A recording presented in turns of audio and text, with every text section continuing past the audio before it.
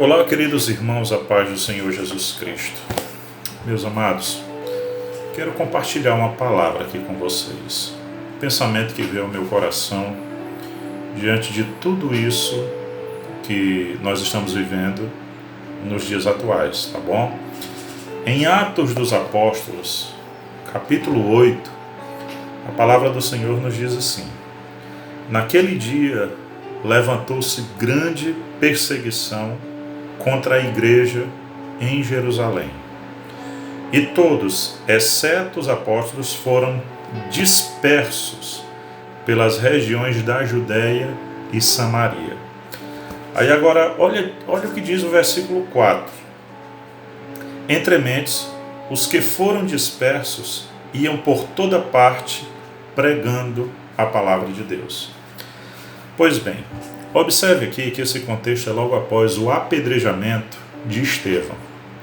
Depois do apedrejamento de Estevão, desencadeou-se uma grande perseguição contra a igreja, né?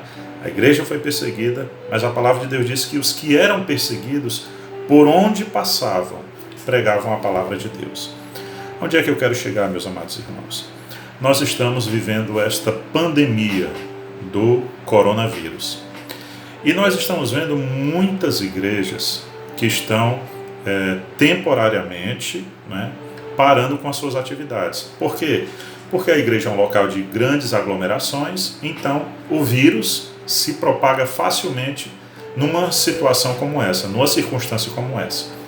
Então, na verdade, eu não chamo os pastores que estão tomando essa decisão de homens sem fé ou coisas do tipo, de forma alguma, pelo contrário.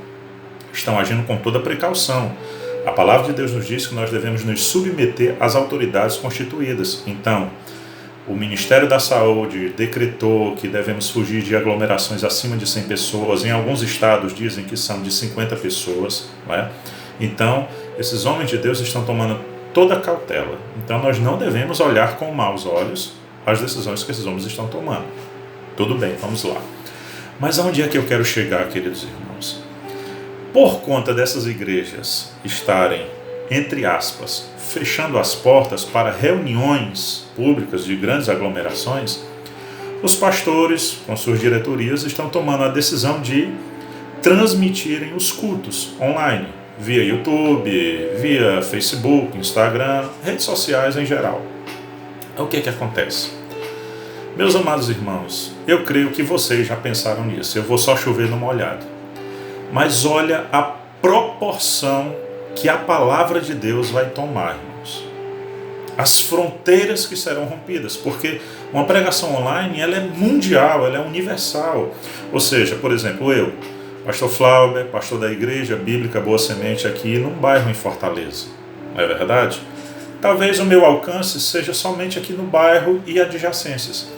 Mas uma pregação transmitida online, com a mensagem que o Espírito Santo me deu, para essa mensagem ser soprada aos quatro ventos numa mensagem online, e todos os pastores, homens de Deus, homens sérios, pregando essa palavra de Deus transmitida de forma online.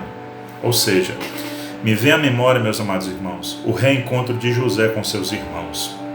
Quando os irmãos de José pensavam que agora, depois da morte de Jacó, José iria fazer algum mal a eles, mas José vai tomar a frente e diz: não, todo o mal que vocês intentaram contra mim, Deus transformou em bênção. Então é mais ou menos essa visão que eu tenho, tanto a de Atos capítulo 8, como também essa parte da história de José no Egito. Deus, irmãos, está se utilizando dessa pandemia para que a sua palavra seja soprada aos quatro ventos. Sendo assim, creio eu que qual deve ser a nossa posição? Orar.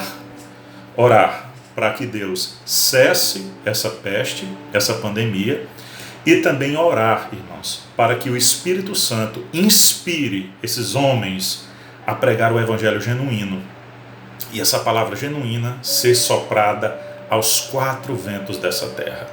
Um pregador pregando aqui num bairro de Fortaleza, um pregador pregando no interior do estado, em todos os lugares, e essa mensagem sendo soprada na Europa, na África, na Oceania, aonde quer que seja, meus amados irmãos. Ou seja, Eu creio que do jeito que aquele apedrejamento de Estevão, vamos dizer assim, espero que me entendam, provocou uma expansão do reino de Deus.